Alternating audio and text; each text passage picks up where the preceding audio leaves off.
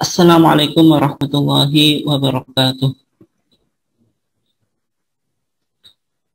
Innal hamdalillah nahmaduhu wa nasta'inuhu wa nastaghfiruh wa na'udzu billahi min shururi anfusina wa min sayyiati a'malina. Man yahdihillahu fala mudilla lahu wa man yudlil fala hadiya lahu. Asyhadu an la ilaha illallah wahdahu la syarika lahu wa asyhadu anna Muhammadan abduhu wa rasuluh. Allahumma sholli ala nabiyyina Muhammad wa ala alihi wa sahbihi ajmain. Summa amma ba'd. Yang saya hormati Ketua Kantor Lazismu Bojonegoro, kemudian segenap Dewan Pengurus dan Pengelola Lazismu, dan juga bapak-bapak, ibu-ibu jamaah kampusmu yang dimuliakan Allah Subhanahu wa ta'ala. Alhamdulillah, pada kesempatan ini kita masih diberikan Allah Subhanahu wa ta'ala nikmat yang berupa kesehatan, sehingga kita masih tetap bisa menjalankan ibadah puasa kita. Demikian juga kita masih diberikan Allah Subhanahu wa ta'ala nikmat yang berupa kesempatan, sehingga pada sore ini kita masih bisa bertemu di dalam kajian rutin kita, yaitu kajian kampusmu. Dan insya Allah pada kesempatan ini kita sudah memasuki edisi yang ke-21. Dan salawat serta salam semoga tetap dilimpahkan kepada uswah kita, kepada qudwah kita, yaitu Nabiullah Muhammad sallallahu alaihi wasallam.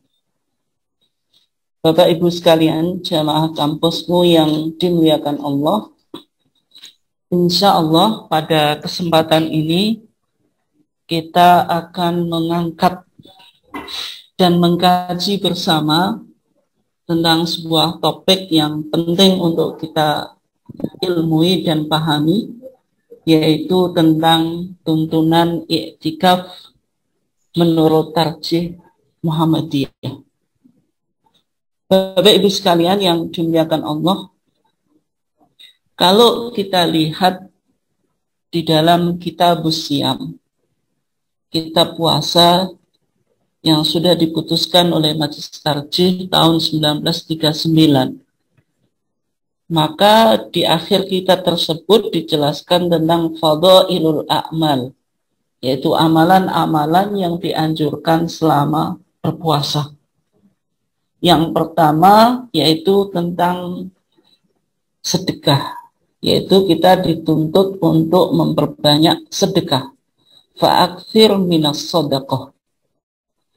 Nah, kemudian yang kedua, kita dituntut untuk mudarasatul Quran, yaitu melakukan interaksi dan mengkaji Al-Quran, tidak hanya sekedar tilawah, tetapi juga lebih dari itu, yaitu dengan memahami makna di dalam Al-Quran itu, sehingga bisa kita aplikasikan di dalam kehidupan kita.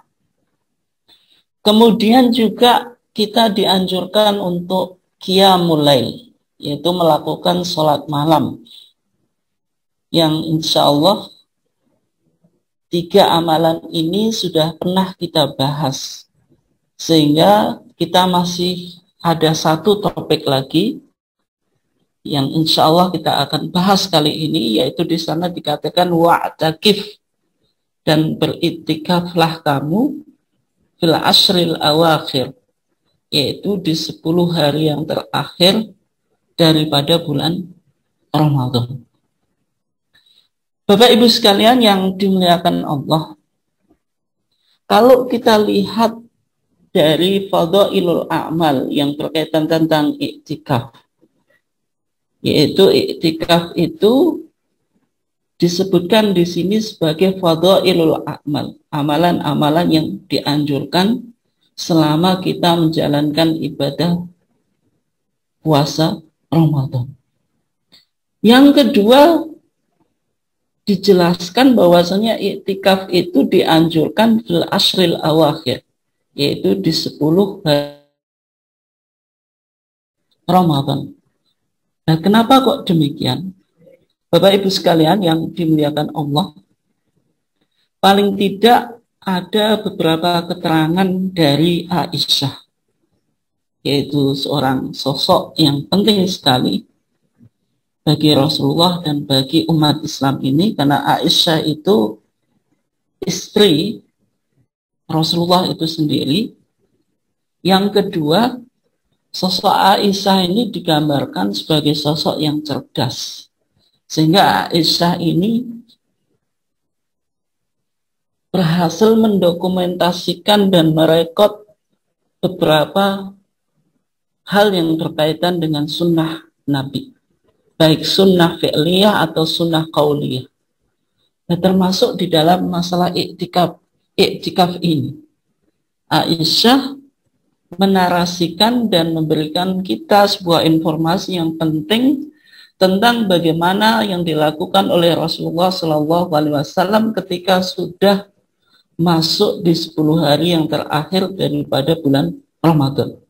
Hadis yang pertama mengatakan an Aisyah qalat, dari Aisyah ia berkata, kana Nabiyyu sallallahu alaihi wasallam idza dakhala al-ashru, adalah Rasulullah sallallahu alaihi wasallam apabila telah masuk 10 terakhir daripada bulan Ramadan, yang dilakukan oleh Rasulullah apa? Syadda mi'zarah. Rasulullah itu mengencangkan pakaian bawahnya. Maksudnya apa syadda mi'zarahu itu? Ini adalah bahasa kiasan yang mana menggambarkan betapa sungguh-sungguhnya Rasulullah di dalam melakukan ibadah ketika sudah masuk 10 hari yang terakhir daripada bulan Ramadan. Ini makna metaforis atau makna kiasan dari kata syadda mi'zarah. Yang kedua, ulama juga menjelaskan yang dimaksud syadda mi'zarah itu Rasulullah itu tidak menggauli istrinya, karena menunjukkan betapa sungguh-sungguhnya Rasulullah di dalam beribadah dan memanfaatkan sebuah kesempatan yang akan menjadi ending daripada bulan Ramadan ini. Karena kita mungkin sudah paham tentang sebuah hadis, innamal a'malu binniyat, sesungguhnya segala aktivitas itu ditentukan niatnya. Tetapi di sana mungkin banyak di antara kita yang belum mengetahui, ternyata ada redaksi hadis yang lain yang mengatakan innamal a'malu bil khawatim, sesungguhnya aktivitas itu ditentukan endingnya. Ending dari segala aktivitas yang kita lakukan, termasuk ketika kita menjalankan ibadah puasa, ini tolak ukurnya bagaimana keberhasilan kita di dalam memanfaatkan hari-hari yang terakhir daripada bulan Ramadan. Nah, ini yang dilakukan oleh Rasulullah. Idza dakhala al-ashru syadda mi'zarah. Rasulullah itu apa? Bersungguh-sungguh di dalam melakukan apa? Ibadah. Ini yang pertama. Yang kedua, wa ahya lailahu. Rasulullah menghidupkan malamnya. Menghidupkan malam dengan berbagai macam aktivitas ibadah. Tentu yang paling utama adalah melakukan qiyamul Ramadan atau qiyamul lail. Sehingga Rasulullah SAW juga menjelaskan man qama ramadhana imanan wa ihtisaban ghufira lahu ma taqaddama min danbi. Barang siapa yang melakukan qiyamul Ramadan imanan atas dasar iman wa ihtisaban dan mengharap pahala dari Allah, ghufira lahu ma taqaddama min danbi, akan diampuni dosa-dosanya yang telah lalu.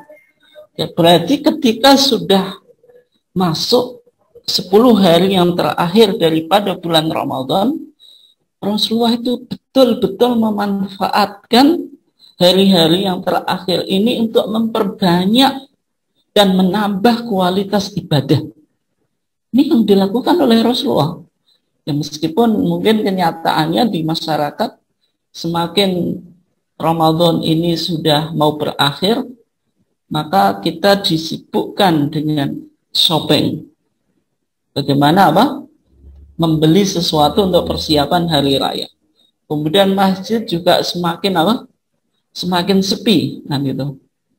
Tetapi kalau kita melihat praktiknya Rasulullah, ketika sudah masuk 10 hari yang terakhir daripada bulan Ramadan itu justru Rasulullah memaksimalkan kesempatan ini untuk memperbanyak ibadah. Sampai malamnya itu dihidupkan. Nah ini. Jadi seorang muslim yang berhasil di dalam menjalankan ibadah puasa itu bisa mengisi siang dan malam. Siangnya itu dimaksimalkan untuk melakukan ibadah puasa. Malamnya ini dimaksimalkan untuk menjalankan qiyamul lail atau qiyamul Ramadan. Ya tentu ini ya sangat susah, tetapi kalau kita melihat apa yang dilakukan oleh Rasulullah, betapa Rasulullah itu betul-betul sungguh di dalam memaksimalkan bulan Ramadan ini. Kemudian yang ketiga, wa aiqadha ahlah.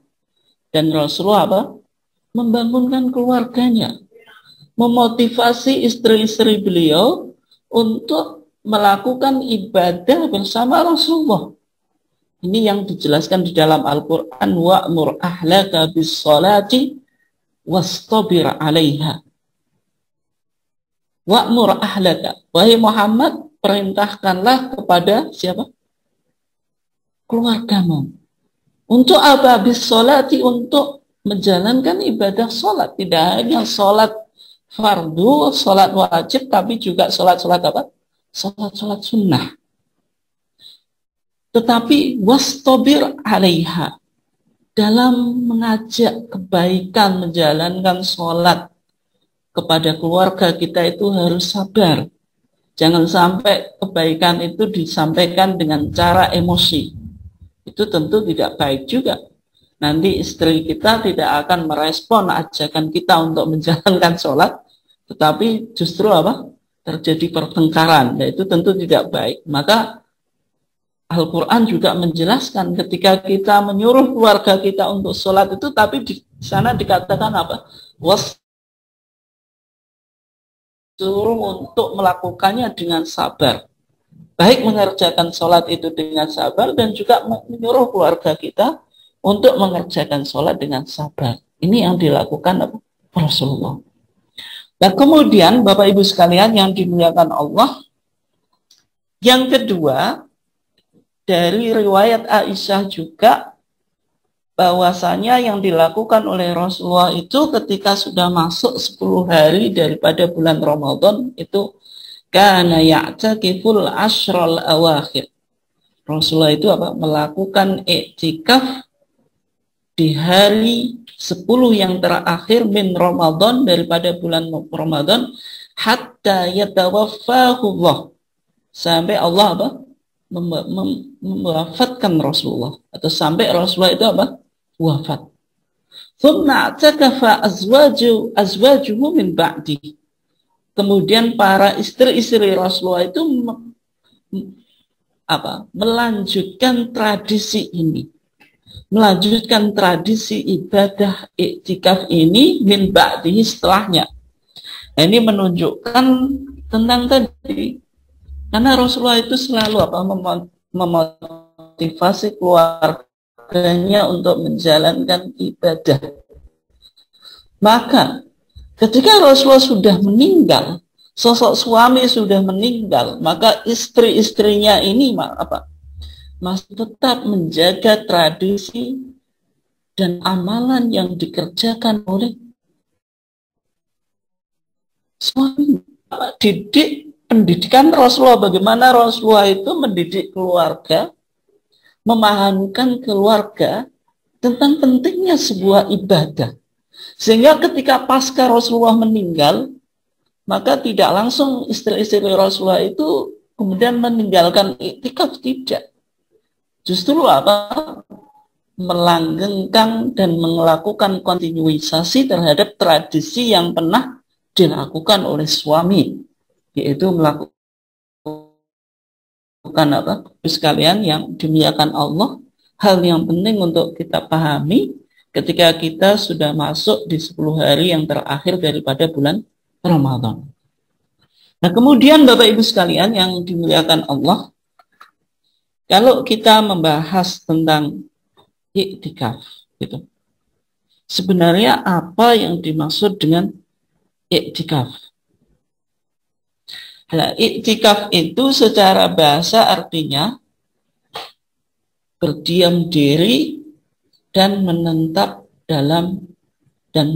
dalam sesuatu, atau al-mukthu wal-luzum fi syai', yaitu berdiam diri atau menetap dalam sesuatu.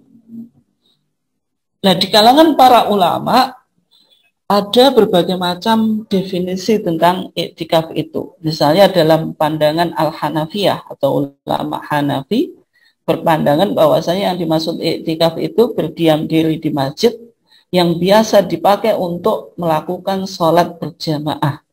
Jadi masjidnya itu adalah masjid yang digunakan untuk melakukan sholat berjamaah. Nah, kemudian dalam pandangan ulama Syafi'iyah, mereka mendefinisikan yang disebut iktikaf itu berdiam diri di masjid dengan melaksanakan amalan-amalan tertentu dengan niat karena Allah. Tapi kalau kita lihat bagaimana definisi Majelis Tarjih tentang iktikaf, maka Bapak Ibu sekalian bisa temukan di kitab ini, yaitu Tuntunan Ramadan yang diterbitkan oleh MTT, Majelis Tarjih dan Tajdid Ahmadiyah. Bapak Ibu sekalian penting untuk memilikinya, bisa dibeli di SM atau lewat online juga bisa.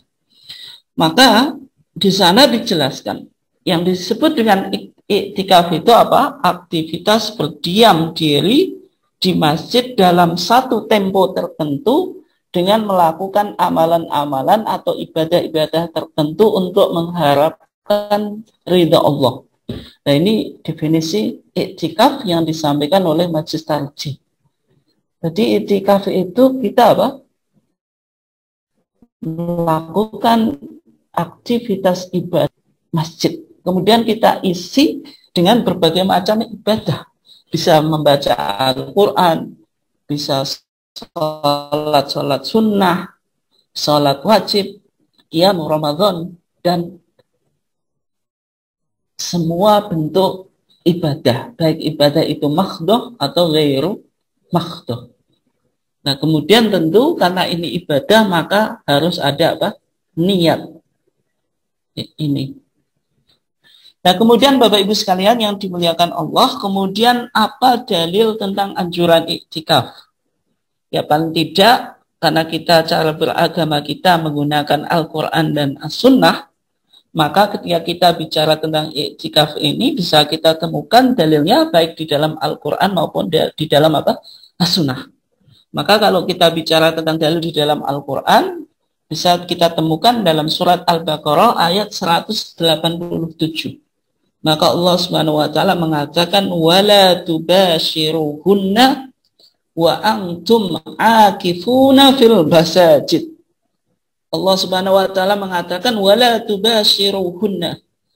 Janganlah engkau melakukan hubungan dengan istrimu wa antum akifuna fil masajid. Sedang kamu sedang menjalankan iktikaf di masjid. Nah, berarti ayat ini berbicara tentang iktikaf. Iktikaf itu dilakukan di masjid. Kemudian ketika kita iktikaf, kita tidak boleh melakukan mubasyarah, yaitu melakukan hubungan suami istri. Karena hubungan suami istri ini bisa membatalkan iktikaf kita. Nah, ini dalil Al-Quran. Nah, kemudian dalil sunnahnya, ini mohon maaf yang betul ini riwayat Ibnu Umar, bukan hadis Aisyah. Ada kesalahan tulis, yaitu an Ibnu Umar radhiyallahu anhu qol kana Nabi sallallahu alaihi wasallam ya'takifu fil ashril awakhir min Ramadan. Dari keterangan Ibnu Umar bahwasanya Nabi sallallahu alaihi wasallam itu beriktikaf di 10 hari terakhir daripada bulan Ramadan. Maka dari sini hukum iktikaf itu masyru', yaitu ibadah yang disyariatkan dan punya landasan baik di dalam Al-Quran dan As-Sunnah. Ini. Nah, kemudian Bapak Ibu sekalian yang dimuliakan Allah, waktu pelaksanaan iktikaf itu bagaimana waktunya? Ya, kalau kita bicara tentang waktu iktikaf, maka iktikaf itu sebaiknya dilakukan di bulan Ramadan. Dan di bulan Ramadan itu sebaik waktunya tadi di 10 hari terakhir daripada bulan Ramadan. Nah, kemudian para ulama terjadi ikhtilaf, perbedaan tentang waktu pelaksanaan iktikaf itu. Apakah dilaksanakan selama sehari semalam 24 jam atau boleh dilaksanakan dalam beberapa waktu atau saat. Apakah diharuskan iktikaf itu misalnya 24 jam atau boleh beberapa saat saja. Ya, dalam pandangan Hanafiyah, ulama Hanafi berpandangan bahwasanya iktikaf itu dilaksanakan pada waktu yang sebentar tapi tidak ditentukan batasan lamanya. Artinya, meskipun kita duduk di masjid dalam waktu yang sebentar, mungkin setengah jam, 1 jam, itu selama diniati iktikaf, itu bisa dikategorikan sebagai iktikaf. Dan batasan lamanya itu tidak dibatasi, berarti unlimited, ya tergantung kita. Nah, kemudian menurut ulama Malikiyah, iktikaf itu dilaksanakan dalam waktu minimal 1 hari 1 malam. Artinya selama iktikaf itu tidak dilaksanakan sehari semalam, maka tidak bisa dinilai sebagai ibadah iktikaf. Itu menurut Malikiyah. Tapi kalau menurut Hanafiyah, tadi tidak ada batasan waktunya. Selama kita berdiam diri di masjid dan kita niatkan iktikaf, ya itu sudah dianggap apa? Iktikaf. Nah, kemudian yang disimpulkan oleh Majelis Tarjih, bagaimana tentang waktu iktikaf itu? Maka di sana dikatakan iktikaf itu dapat dilaksanakan dalam beberapa waktu tertentu. Ya, misal dalam waktu 1 jam, 2 jam, 3 jam, dan seterusnya. Dan boleh juga dilaksanakan dalam waktu sehari semalam. Nah, ini berarti pandangan Majelis Tarjih ketika membaca beberapa perbedaan pendapat di kalangan para ulama dan dijelaskan bahwasanya waktu iktikaf itu ternyata sangat fleksibel, tidak harus disyaratkan minimal itu sehari semalam atau 24 jam. Tetapi kita bisa beriktikaf itu ya 1 jam, 2 jam, 3 jam, atau bahkan mungkin kurang 1 jam. Selama itu diniatkan iktikaf, yaitu sudah bisa dikategorikan sebagai apa? Sebagai iktikaf. Nah, Bapak Ibu sekalian yang dimuliakan Allah, kemudian kita coba akan lihat tempat pelaksanaan iktikaf. Kalau kita baca di dalam surat Al-Baqarah tadi, yaitu ayat 167, maka di sini Allah Subhanahu wa taala mengatakan wala tubashiruhunna wa antum akifuna fil masajid. Dan janganlah engkau mendekati istrimu, maksudnya jangan kau melakukan hubungan dengan istri-istrimu, wa antum akifuna fil masajid, sedang kamu dalam keadaan iktikaf di masjid. Dan fil masajid ini seolah-olah mengindikasikan bahwasanya tempat yang digunakan untuk iktikaf itu harus masjid. Nah, kalau kita merujuk pada ayat ini, berarti iktikaf itu dilaksanakan di masjid. Tetapi di kalangan para ulama itu juga ada perbedaan pendapat. Nah, kalau masjid ini, kategori masjid ini masjid yang bagaimana? Yang bisa digunakan untuk iktikaf. Ataukah mensyaratkan al-masjid al-jami'? Masjid jami' itu masjid yang digunakan untuk menjalankan sholat apa? Sholat Jumu'ah atau sholat Jumat. Nah, menurut sebagian pendapat, masjid yang dapat dipakai untuk iktikaf itu masjid yang memiliki imam dan muadzin khusus. Baik masjid tersebut digunakan untuk pelaksanaan sholat 5 waktu atau tidak. Nah, ini menurut pendapat Al-Hanafiyah atau ulama Hanafi. Yang penting disyaratkan masjid itu punya imam dan punya muadzin, yang imam dan muadzinnya ini yang rutin, atau imam rotib dan muadzin rotib. Ini meskipun apa? Meskipun tempat tersebut tidak digunakan untuk melaksanakan sholat 5 waktu secara lengkap. Sebagaimana di tempat-tempat kita ada musola, kan? Musola itu ya sebenarnya masjid. Misalnya di sebagian musola sholat 5 waktunya tidak dijalankan secara lengkap. Misalnya hanya maghrib sama isya. Nah, kalau menurut pandangan Al-Hanafiyah di sini berarti kayak semacam itu boleh gitu. Karena selama ada imam dan muadzin yang rotib, yang tetap. Kemudian ulama yang lain mengatakan iktikaf itu hanya dapat dilaksanakan di masjid yang biasa dipakai untuk melaksanakan sholat jamaah. Ini menurut ulama Al-Hanabilah atau ulama Hambali. Selama masjid atau musola tadi tidak digunakan untuk menjalankan sholat secara berjamaah, berarti tidak sah ditunaikan di situ iktikaf. Tetapi pandangan yang berkembang di kalangan ulama-ulama Muhammadiyah atau ulama-ulama tarjih, di sana dijelaskan bahwasanya iktikaf itu sebaiknya atau lebih afdalnya dilaksanakan di masjid jami'. Masjid jami' itu masjid yang di situ digunakan untuk melaksanakan sholat wajib 5 waktu dan juga untuk melaksanakan sholat Sholat Jumat. Dan tidak mengapa iktikaf dilaksanakan di masjid biasa, meskipun di masjid biasa boleh juga gitu. Tidak mensyaratkan masjid itu harus jami'. Nah, masjid biasa itu apa? Dalam konteks Indonesia, di Indonesia masjid biasa itu ya musola gitu. Karena musola itu kan tidak digunakan untuk melaksanakan sholat Jumat, tapi ditunaikan untuk melaksanakan sholat 5 waktu. Meskipun sebagian ulama mensyaratkan kalau musola itu mau disebut masjid biasa juga, yang pertama ditunaikan sholat 5 waktu, kemudian yang kedua harus diwakafkan, bukan musola pribadi. Ada yang memberi persyaratan semacam itu, sehingga menjadi milik umum sebagaimana kedudukan masjid. Nah, kemudian Bapak Ibu sekalian yang dimuliakan Allah, ini penting tentang iktikaf dalam kondisi pandemi COVID-19.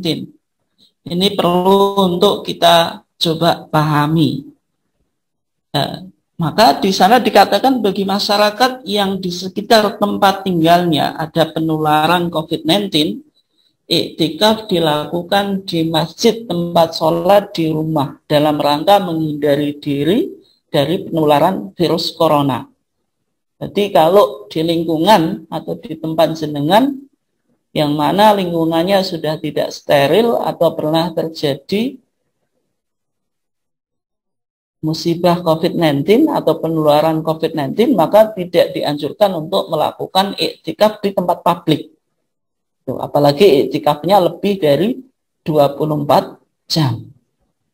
Nah, bagaimana solusinya? Solusinya iktikafnya dilakukan di masjid, tetapi masjid rumah. Masjid rumah itu apa? Maksud tempat ibadah yang kita gunakan untuk sholat. Ya, meskipun mungkin jenengan akan bertanya, ini kok aneh, maksudnya apa? Ya, kita coba akan bahas. Masjid atau tempat sholat di rumah bisa digunakan, ini kata Masjid Tarjih, untuk berdoa, berzikir, membaca Al-Quran, sholat sunnah maupun sholat wajib dalam kondisi darurat. Seperti ketika terjadi wabah penyakit, hujan deras yang tidak memungkinkan ke masjid atau kesulitan seperti yang dialami oleh Itban bin Malik.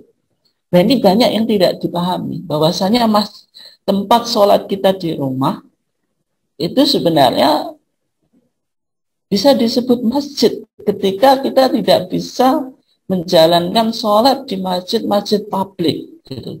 Dalam kondisi-kondisi darurat itu bisa Halo, suaranya hilang. Halo, sebagai, suara hilang. Sebagai apa? Sebagai masjid. Misalnya kalau kita lihat di dalam hadis Itban ibn Malik al-Ansari, maka dalam catatan sejarah bahwa memindahkan lokasi sholat hakikatnya pernah diperbolehkan oleh Rasulullah SAW kepada sahabat yang bernama Itban ibn Malik. Yang mana Itban ibn Malik al-Ansari ini meminta izin secara khusus kepada Rasulullah SAW untuk menjadi imamnya, untuk menjadi imam di rumahnya. Coba kita baca hadisnya. Maka dalam hadis Itban ibn Malik al-Ansari, beliau mengatakan, kuntu usolli li qaumi Bani Salim.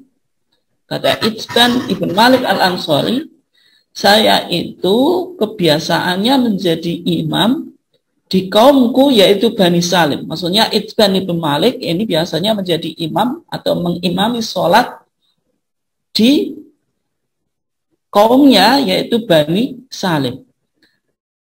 Fa'ataitu Nabiya sallallahu alaihi wasallam faqultu inni angkartu basori. Maka Itban ibn Malik itu suatu hari mendatangi Rasulullah dan menceritakan beberapa permasalahan yang ia alami. Dikatakan ini angkartu basori, ya Rasulullah, maka saya ini sudah mulai bermasalah. Maksudnya sudah tidak bisa melihat secara baik. Ada gangguan mata. Wa inna suyula tahulu baini wa baina masjidi qaumi. Yang kedua, ya Rasulullah, yang saya alami, ada banjir yang menghalangi antara tempat tinggalku dengan masjid kaumku. Sehingga ada sebuah problem ketika Itban ibn Malik ingin mendatangi masjid kaumnya tadi. Karena ada apa? Ada suyul, ada banjir. Fala wajidtu annaka ji'ta fasolaita fi baiti makanan hatta attakhiduhu masjidan. Maka Itban ibn Malik al-Ansari ini mengatakan kepada Rasulullah, ya Rasulullah, kalau gitu maukah engkau datang ke rumahku?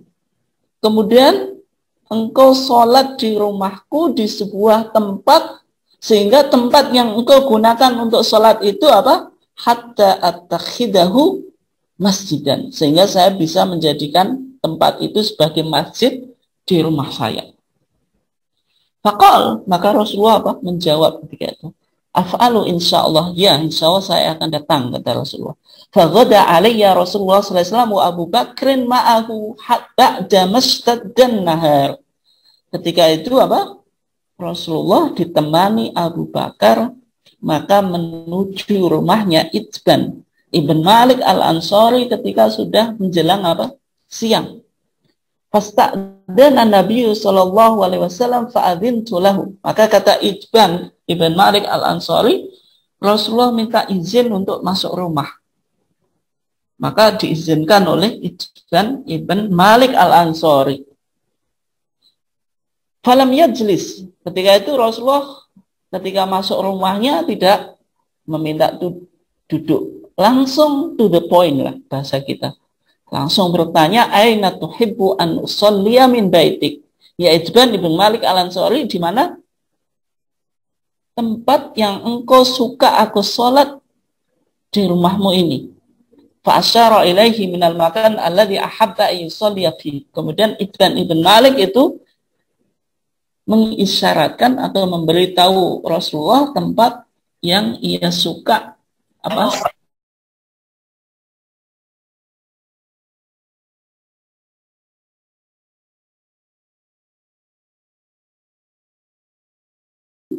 Maka kami, karena tadi dua orang, yaitu ada Itban ibn Malik dan Rasulullah bersama Abu Bakar, berarti yang jadi makmum Itban ibn Malik al-Ansari dan Abu Bakar. Rasulullah sholat di tempat itu. Thumma sallama wa salamna hina sallam. Kemudian Rasulullah salam. Dan kami juga ikut salam ketika Rasulullah bersalam. Jadi salam selesai sholat. Artinya apa Bapak Ibu sekalian yang dimuliakan Allah? Maka dalam hadis ini bisa kita ambil kesimpulan bahwasanya Itban ketika meminta keringanan karena ada problem. Yang pertama problem penglihatan. Ia tidak bisa melihat dengan baik. Yang kedua ada hujan deras atau suyul banjir yang menyebabkan kebanjiran sehingga untuk mendatangi masjid kaumnya ini kesulitan. Itu saja sama Rasulullah apa? Diizinkan dan bahkan Rasulullah apa? Mendatangi rumahnya dan sholat di sebuah tempat yang ingin dijadikan Itban ibn Malik al-Ansari sebagai masjid di rumahnya. Nah, sementara apa? Ancaman pandemi COVID-19 ini tidak ringan daripada alasan yang sekedar dikemukakan oleh Itban ibn Malik kemudian diizinkan oleh Rasulullah. Kalau kita bicara COVID-19 ini ancamannya nyawa. Bukan sekedar gangguan yang dialami oleh Itban ibn Malik kalau dilakukan pun mungkin tidak berpotensi menghilangkan nyawa. Karena kan cuma banjir kemudian gangguan mata. Itu pun Rasulullah apa? Mengizinkan. Nah sehingga dari sini iktikaf jika tidak memungkinkan dalam kondisi COVID-19 ini dilaksanakan di masjid, maka Bapak Ibu sekalian bisa memaksimalkan tempat ibadah yang biasa digunakan untuk sholat, untuk beribadah, dengan diniatkan iktikaf, dengan menjalankan berbagai macam ibadah. Bisa sholat, baca Quran, kemudian tadarus atau hal-hal yang positif, zikir, istighfar dan sebagainya.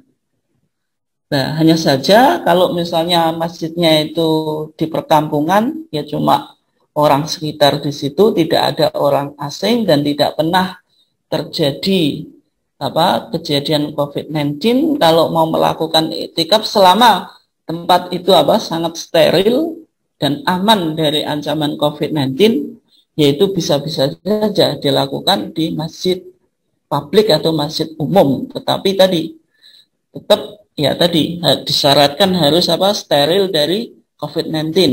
Kemudian peserta iktikafnya hanya warga sekitar. Kemudian tetap harus mematuhi protokol kesehatan. Ya, mulai dari menjaga 3M dan sebagainya, menggunakan hand sanitizer, menggunakan masker dan sebagainya. Ini tuntunan-tuntunan yang dianjurkan oleh warga Muhammadiyah dalam rangka bahwasanya Muhammadiyah betul-betul andil di dalam pencegahan wabah COVID-19 ini sampai warganya itu diperhatikan semacam ini. Nah, sehingga itu beberapa tuntunan atau panduan yang bisa dijadikan tuntunan ketika mau menjalankan iktikaf yang berkaitan tentang tempat iktikaf. Kemudian syarat-syarat iktikaf ini saya kira sudah paham Bapak Ibu sekalian, ya harus muslim, kemudian boleh laki-laki dan perempuan, hanya saja kalau wanita lagi haid ya tidak boleh iktikaf. Kemudian dilaksanakan di masjid, baik masjid jami atau masjid biasa. Dan bahkan kalau tidak memungkinkan pada masa COVID-19 ini bisa dilakukan di masjid rumahan. Kemudian ya karena ini ibadah ya harus ada niat. Kemudian Apakah iktikaf itu disyaratkan puasa? Ya sebaiknya ketika puasa. Kalau tidak pun juga boleh. Ya, karena dalam prakteknya Rasulullah itu kan iktikafnya 10 hari terakhir daripada bulan Ramadan. Berarti Rasulullah ketika itu melakukan iktikaf dalam keadaan apa? Puasa. Nah kemudian Bapak Ibu sekalian yang dimuliakan Allah, hal-hal yang perlu mendapat perhatian bagi orang yang beriktikaf itu. Nah, orang yang beriktikaf itu kan namanya iktikaf itu kan al-luzum wal mukthu fil masjid. Bertempat di masjid dan menetap di masjid, artinya tidak keluar. Tetapi al-mu'takif, orang yang melakukan iktikaf itu boleh keluar dari masjid dengan beberapa alasan. Yang pertama misalnya karena udrun syar'iyun, ada alasan syar'i, seperti misalnya melakukan sholat Jumat. Ini kalau iktikafnya tidak di masjid apa? Masjid jami. Sehingga untuk melaksanakan sholat Jumat harus ke masjid yang lain. Kemudian juga ada hajah tabi'iyah, keperluan hajat manusia. Baik sifatnya itu naluri atau bukan naluri. Ya, misalnya buang air besar, kecil, mandi janabah dan yang lainnya. Sehingga misalnya mengharuskan keluar masjid, ya itu boleh. Kemudian keadaan yang sangat darurat, ya misalnya bangunan masjid runtuh atau kebutuhan yang sangat mendesak yang tidak bisa ditinggalkan, itu boleh meninggalkan masjid. Gitu. Nah kemudian apa amalan-amalan yang sebaiknya kita laksanakan selama iktikaf itu? Yang pertama bisa memperbanyak as-salawat an-nawafil atau salawat-salawat yang sunnah, mulai tahiyatul masjid, qiyamul lail, kemudian sholat rawatib dan sebagainya. Kemudian membaca Al-Quran, baik tilawatul Quran atau mudarasatul Quran, itu boleh keduanya. Kalau tilawatul Quran ya berarti membaca Al-Quran secara lafdian. Kalau mudarasatul Quran bisa membaca Quran tapi ditambah merenungi ayatnya dengan membaca kitab-kitab tafsir bagaimana memahami ayat tersebut. Kemudian berzikir dan berdoa. Kemudian membaca buku-buku agama itu boleh. Jadi di masjid itu bisa digunakan untuk mengkaji ilmu-ilmu agama, membaca atau melakukan segala hal yang baik itu diperbolehkan. Demikian Bapak Ibu sekalian yang dimuliakan Allah kajian kita. Dan untuk selanjutnya saya kembalikan kepada Pak Budi. Silahkan Pak.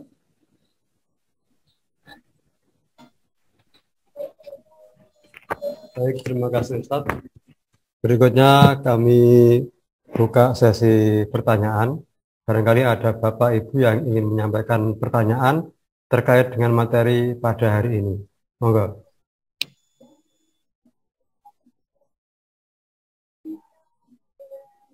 Tanya Tat. Ya, silakan, monggo. Assalamualaikum warahmatullahi wabarakatuh.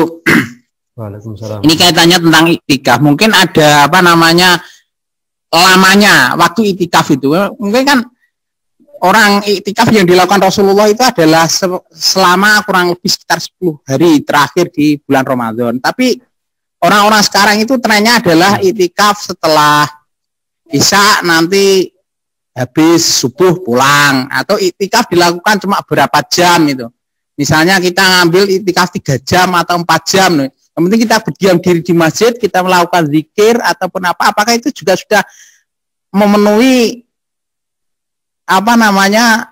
iktikaf itu, Tat, ya. Terima kasih. Assalamualaikum warahmatullahi wabarakatuh.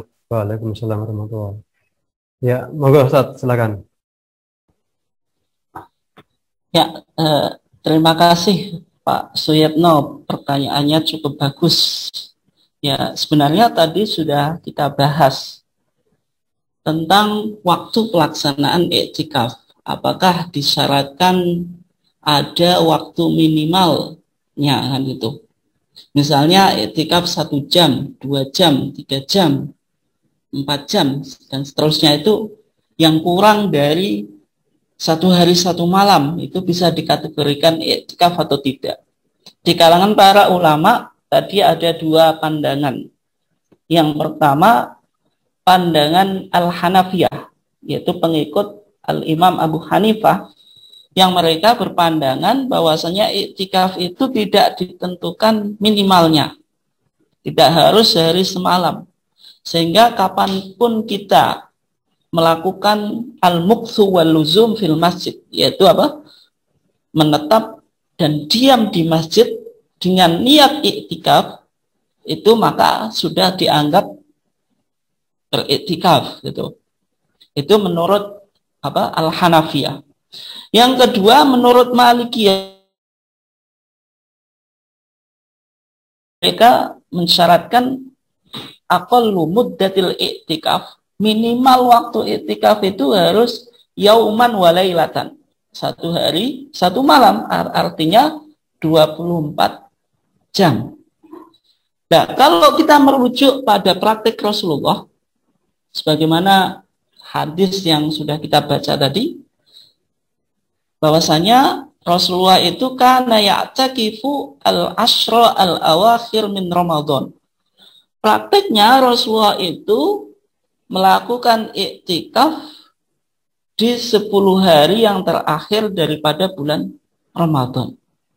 Nah, ini praktiknya Rasulullah bagaimana? Praktiknya Rasulullah ketika sudah memasuki 10 hari terakhir daripada bulan Ramadan. Ya berarti sudah tanggal 20, nanti kan ketika habis apa? Habis kita iftar, habis apa? Habis maghrib kan sudah makan dan sebagainya. Nah, kemudian itu ketika sudah terbenam matahari, maka Rasulullah sudah memulai iktikafnya. Karena menghitung hari di dalam kalender Islam atau dalam perspektif Islam itu ya min ghurubi syamsi, yaitu ketika matahari sudah apa? Terbenam.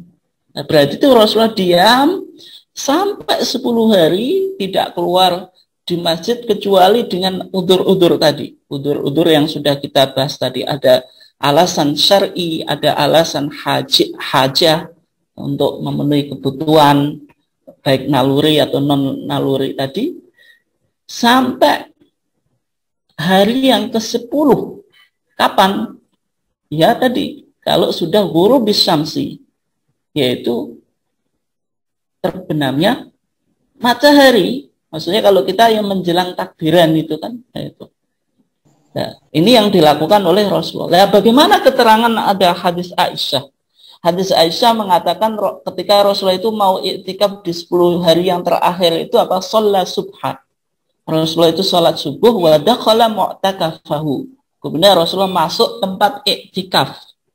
Nah, maksud hadis Aisyah ini bukan menjelaskan waktu awalnya Rasulullah melakukan iktikaf, waktu awalnya tetap dari ghurubus syamsi atau terbenamnya matahari. Maksudnya ketika Rasulullah itu sholat subuh mau masuk lagi ke mu'takaf.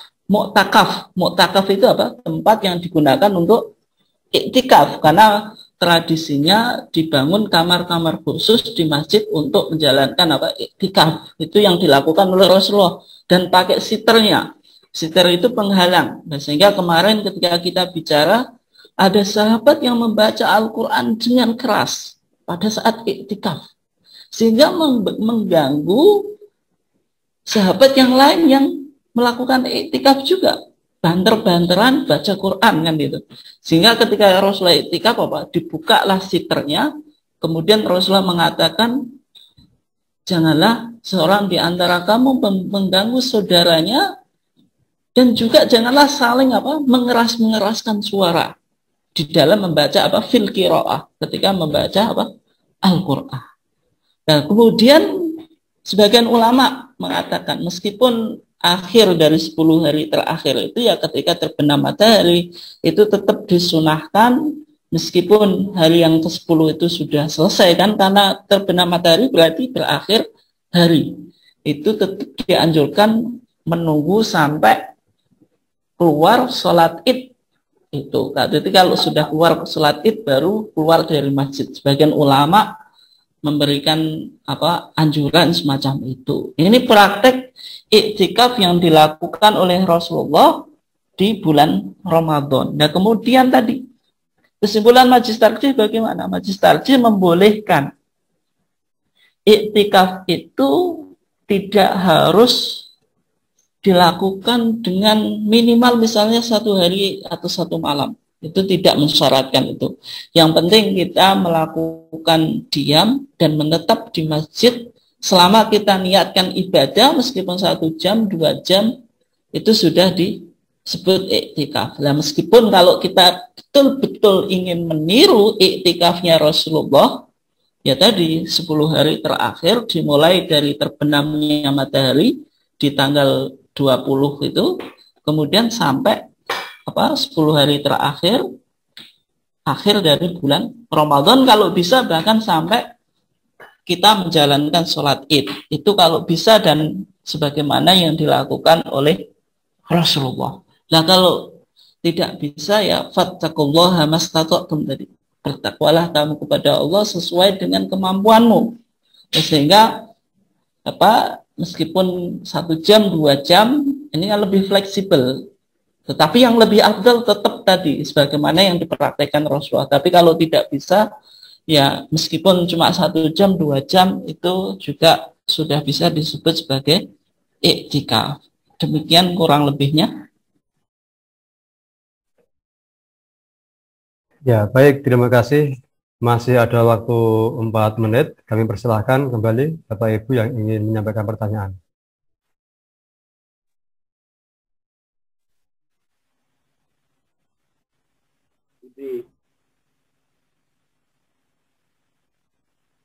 Monggo.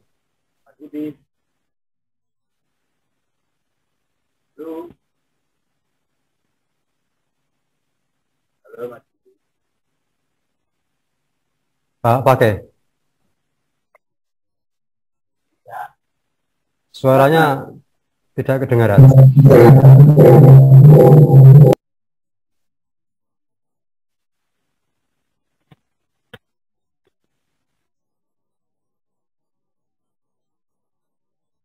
Monggo, Bapak Ibu, barangkali ada yang ditanyakan.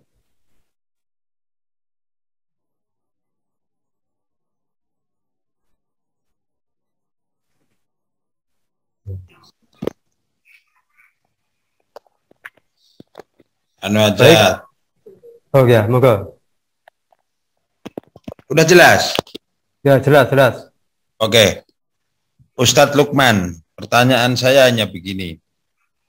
Rasulullah itu pada saat aktif iktikaf itu jarak rumahnya itu apakah yang dimulai di mana atau di Makkah yang pada saat itu Rasulullah itu rumahnya di masjid, sehingga setiap hari Rasulullah selama 10 hari full itu iktikaf.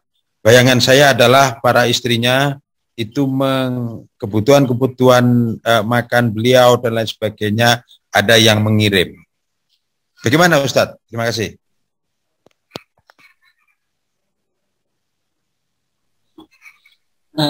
Ya, terima kasih Pak Fakih atas pertanyaannya, cukup bagus. Ya, praktek iktikaf Rasulullah itu bagaimana? Dan ketika Rasulullah di Madinah, maka rumahnya Rasulullah itu memang jaraknya sangat dekat sekali, sehingga digambarkan jarak rumahnya Rasulullah dengan Masjid Madinah itu dikatakan raudhatun min riyadil jannah, kayak taman surga kan gitu. Menunjukkan betapa dekatnya rumah Rasulullah dengan Masjid Madinah. Tetapi rumahnya Rasulullah itu bukan di masjid, ya di samping masjid, tapi sangat dekat. Nah, sehingga prakteknya ketika Rasulullah itu iktikaf tetap membuat mu'takaf. Mu'takaf itu tempat atau bilik atau kamar khusus yang ada siternya. Siter itu ya semacam tabir lah kalau kita, penghalang yang digunakan secara khusus untuk beribadah. Ya, karena iktikaf itu kan bagaimana kita melakukan ibadah secara konsentrasi, tidak ada yang mengganggu, sehingga di masjid-masjid itu dibangun bilik-bilik itu. Supaya bisa khusyuk dalam melakukan zikir, dalam melakukan tilawatul Quran, dalam melakukan sholat semaksimal mungkin kan itu. Ya berarti kalau kita melihat tadi Rasulullah itu membangun mu'takaf, tempat ibadah untuk iktikaf secara khusus. Nah kemudian ya memang ada beberapa keterangan, misalnya Aisyah itu menyediakan makanannya Rasulullah ketika iktikaf. Ya karena orang yang iktikaf 10 hari terakhir daripada bulan Ramadan kan tadi dianjurkan untuk tidak keluar masjid kecuali dengan alasan-alasan tertentu kan itu. Baik alasannya itu secara syar'i ataupun untuk kepentingan. Ya misalnya kalau jenengan iktikaf ternyata istrinya nggak mau ngirim ke masjid, ya tetap pulang beli makanan. Apalagi misalnya di masjidnya nggak ada. Ya baik, terima kasih Ustadz atas penjelasannya. Karena sudah masuk maghrib, maka untuk kajian pada hari ini kita cukupkan sekian. Terima kasih. Billahi taufiq wal hidayah. Wassalamualaikum warahmatullahi wabarakatuh.